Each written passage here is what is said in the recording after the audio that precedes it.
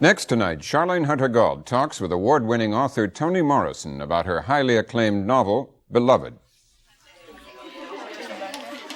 As one of America's most formidable women of letters, Toni Morrison always gets a lot of attention when a novel of hers is published. Her latest, Beloved, came out in September and is already in its third printing. It's fast moving to the top of the bestseller list, following the pattern of Morrison's 4 other novels published over the last 16 years, The Bluest Eye, Sula, Song of Solomon, and Tar Baby. When Tar Baby was published in 1981, Morrison's stature in the world of fiction earned her a Newsweek cover story. Beloved is the second Morrison novel to become a Book of the Month Club main selection. Beloved is the story of a runaway slave, Setha, who tries to kill her children rather than see them return to slavery. She succeeds in killing only one, a daughter named Beloved.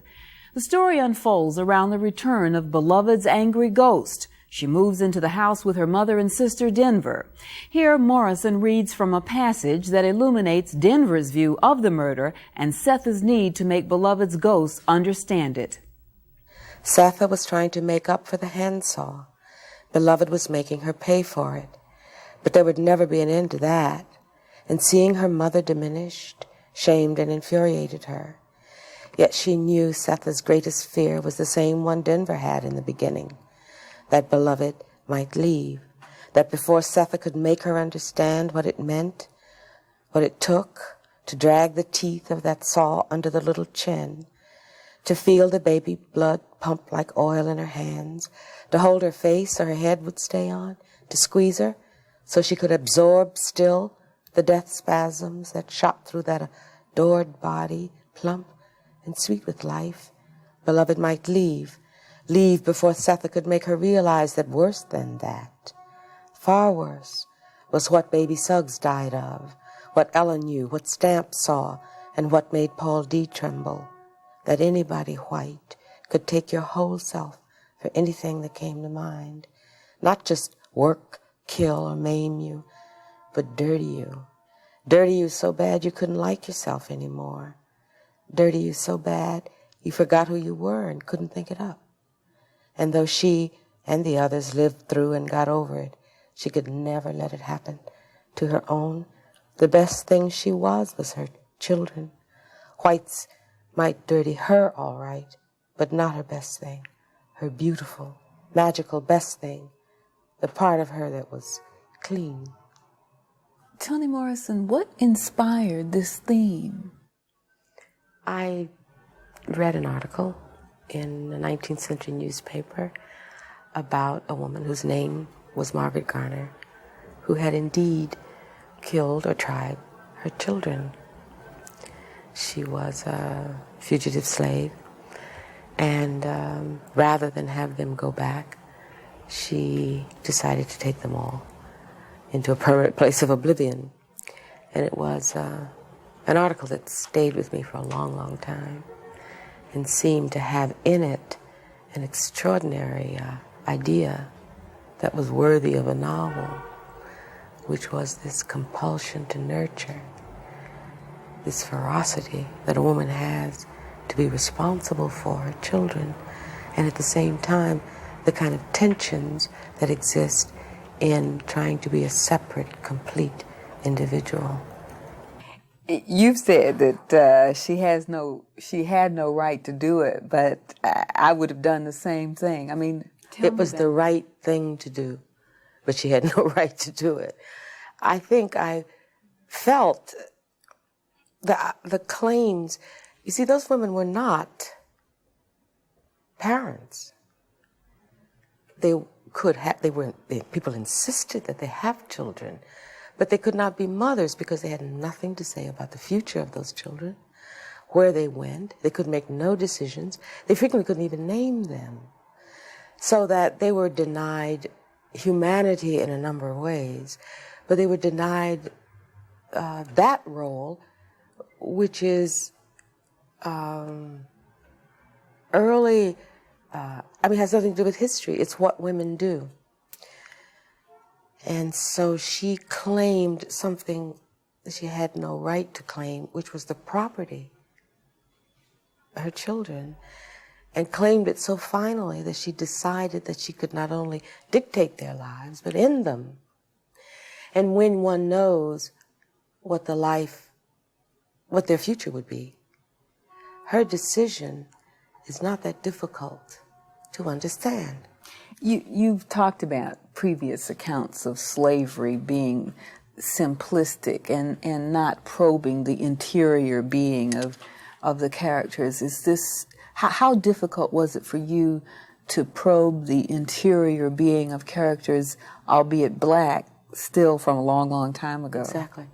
Well, my disappointment in some of the accounts was based on the fact that this is so large, you see. And then the big problem is that slavery is so intricate, so immense, and so long, and so unprecedented, that you can let slavery be the story, the plot. And we know what that story is, and it is predictable.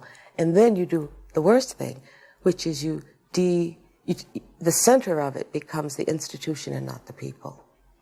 So if you focus on the characters and their interior life, it's like putting the authority back into the hands of the slave rather than the slaveholder. What is the rationale for the ghost? First of all, I really wanted her past, her memories, her haunting memories, not to be abstract. I wanted her to actually sit down at the table with the things she's been trying to avoid and explain away, which is this past, this terrible thing that happened, to confront it. As a way of saying that's what the past is. It's a living thing. There's this relationship between ourselves and our personal history and our racial history and our national history that sometimes gets made, sort of distant. But if you make it into a person, then it's inescapable to confrontation. The other was that it was part of the milieu of black people to think in terms of a very intimate relationship between the living and the dead. They didn't have that, sort of modern dismissal. They didn't dismiss those things.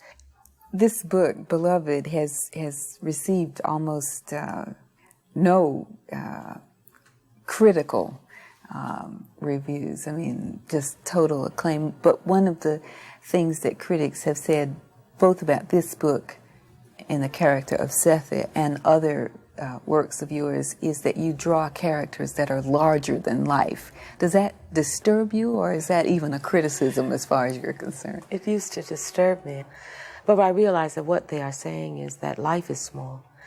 My characters are not bigger than life. They are, in fact, as big as life. And life is really very big. We tend to cut it down these days, smaller and smaller and smaller, to make it fit, I don't know what, a headline or a room. Do you think that modern readers have a diminished view of life? The readers don't, but the writers are making it smaller and smaller. Why? Television? Maybe so. We've been cut down to screen size and to short articles. Dwelling in the life of a complicated person over a complicated period in fiction is not in vogue. It's shorter, it's smaller, it's a narrower geography. One can do it in history and biography, but not in contemporary life. You said many years ago, not many years ago, back in the 70s, that you were an editor at that time at Random House, and you were saying that you wanted to participate in developing a canon of black work beyond black self-flagellation, the kind of entertainment that you felt was being encouraged among black writers by white editors or the white society. Did you succeed in particular, and has the publishing world succeeded in general in having a better balance of work? A little. There's still resistance because the fix on who that reader is hasn't changed a great deal.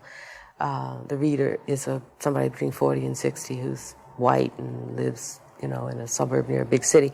There's sort of classic profiles of who buys books. But something happened in the meantime, and a huge readership emerged black and white and female, which made a difference in what was published.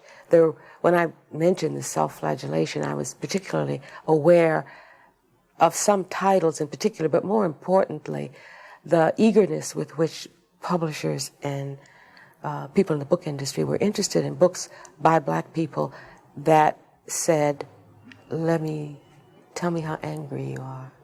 Let me see your anger. Tell us how terrible it has been for you. And so there was a sly encouragement to sort of expose the horrors of being the victim, which some people played into. But it was like feeding the vampire with one's own blood. Instead of describing, a complicated, extraordinary survival life, which doesn't mean you wipe the slate clean and all the black people are heroic, and there was a mood of that. But you have what I regard as some of the most complicated, interesting, mysterious people in the world, a whole group of them.